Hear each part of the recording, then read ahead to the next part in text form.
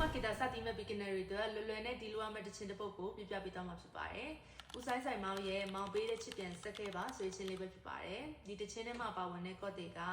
C, G, G minor ဒီသုံး chord ပါပါမယ်။တခြင်းရဲ့လက်ခတ်က down, down, up, up, up, down ဒီ slow ကိုလက်ခတ်ပဲဖြစ်ပါတယ်။ကဲကီတို့သွားပါမယ်။